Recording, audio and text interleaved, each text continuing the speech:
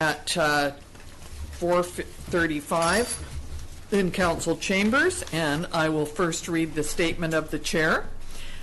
This public hearing is convened pursuant to Section 464 of the Local Government Act, RSBC 2015, to allow the public to make representation to council respecting matters contained in zoning amendment bylaw number 1085.120 2019. Every person present who believes that their interest in property is affected by the proposed bylaw shall be given a reasonable opportunity to be heard respecting matters contained in the proposed bylaw. None of you will be discouraged or prevented from making your views known. However, it is important that you restrict your remarks to matters contained in the proposed bylaw. When speaking, please proceed to the microphone and commence your remarks by clearly stating your name and address. If they wish, members of council may ask you questions following your presentation. However, the function of council at this public meeting is to listen to you rather than to debate the merits of the proposed bylaw.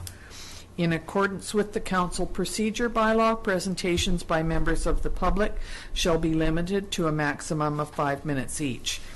If a person has additional information that he is unable to provide within that time frame, he shall be given further opportunity to address council after all other interested members of the public have been heard a first time.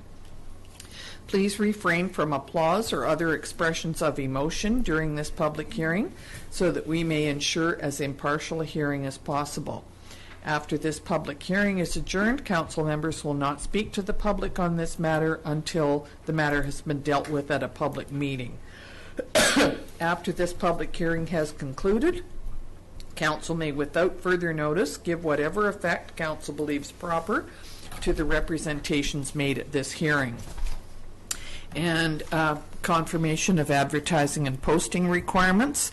Notice of this public hearing was given in accordance with the Local Government Act and the Community Charter by distributing the notice as follows. Publishing in 2 consecutive editions of the Osoyoos Times on June 6th and June 13th, 2019. Placing the notice on bulletin boards in the Town Office and Planning and Development Services Department on June the 4th, and posting the notice on the town's website on June 6th and distributing via e-news on June 10th, 2019. So the summary of the staff report.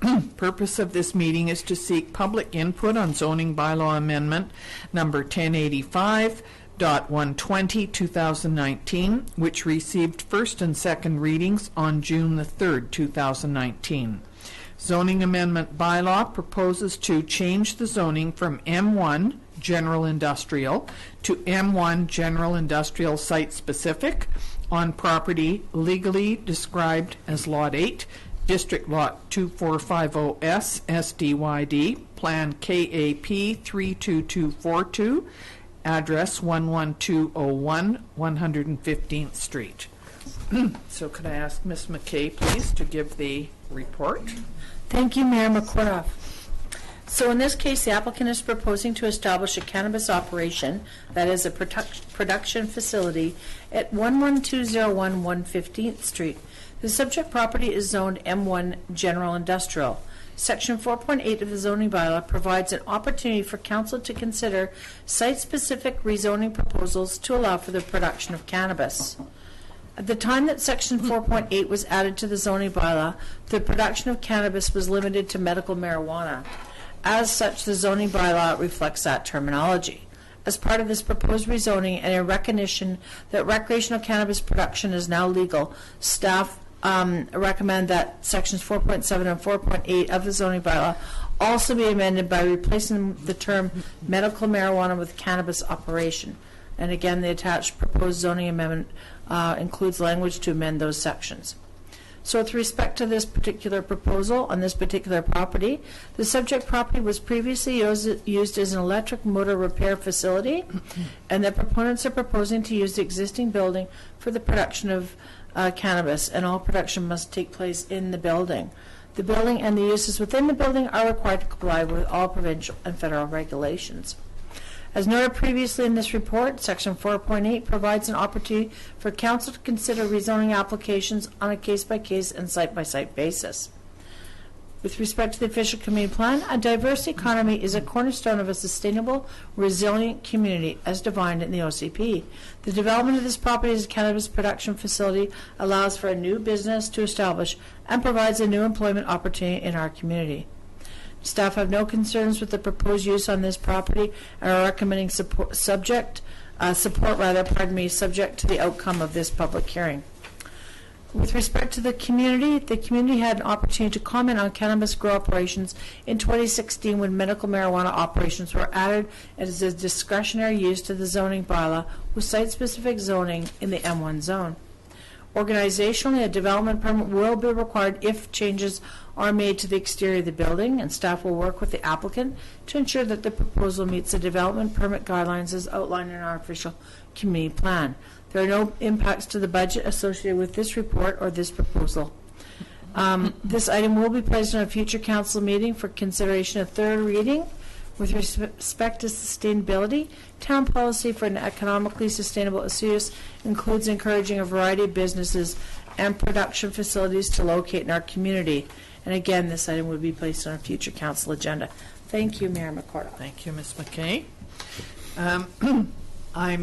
We have received no correspondence on this issue, so I'm just wondering if anyone has signed to speak on this. Thank you, Mrs. Hilson. And we just have one person who would like to speak. If anyone else wants to after, they certainly can. Terry Mayor Stone. Thank you. Thank you, Madam Mayor and councillors. I'm a partner of the company Enercana that will be doing the proposed cannabis operation. So I came today just to provide any additional information if required or address any community concerns that you have. Now that I see that no one else was speaking, I probably could have stayed sitting, but I'm happy to do that. We do know that the community concerns generally are around security and around odor control, around traffic, levels of crime. So we are complying with very rigorous and very onerous regulations with Health Canada. So the security is their prime concern. We start with that. The property will have to have a chain link fence around its perimeter. It has incredible security cameras, security protocols that we are required to do. They will vet all of those before we ever secure a license. So security is always of a prime concern. There's no retail sales that are done from this building, so you will not have retail traffic. You won't have individuals coming. It will only be a few suppliers that will bring things that will have to come to the building other than a small staff. And this is a small operation. This is under what's called micro-processing and micro-cultivation. So we have a limit to the amount of cannabis that we can process, and these are, again, administered by Health Canada. We don't sell direct to the public. We will sell to the province. We're a wholesaler only. We will probably be focusing on concentrates rather than dried cannabis that you see in terms of recreational market. Maybe soaps, pet foods, who knows? But it'll depend on regulations that will be announced in October. Odor control is another concern the community has, and we do have extensive use of charcoal filters and HVAC systems that will be there to control any discharge of odor. In terms of disposal of cannabis that's either rejected or the remnants, those are mixed with kitty litter or wood shavings and composted so they're not usable, and then they're disposed of. Most of our water is recycled with the operation, so we have very little wastewater that's actually disposed of. And I think those are the things that I thought that may come up, and so if you have any questions as well for us. We did have a concern when we saw the picture because we certainly know what the business was in that building before. There were living quarters upstairs. So that is a concern. Could you address that? Are there going to be living quarters upstairs? There can't be. Health right. Canada would not allow that. Neither would any of the town regulations allow that. So once a license has been secured or we apply for the permit with the town, then there wouldn't be anyone there. We may have a security person there while the building is empty. This is a long process for us to get our license. It'll probably be at least a year, and we have some renovations as well to do, a year and a half. So we may have someone who will be on premise until that point, just for security. So you would certainly deal with Ms. McKay on that, and she, yes. Is there anyone else who has a question? No? Thank you very much. Okay, you're welcome. I will ask 3 times if there's anyone else who wishes to speak to this zoning amendment. For the second time, is there anyone who wishes to speak to this? And for the third time, is there anyone who wishes to speak to this zoning amendment?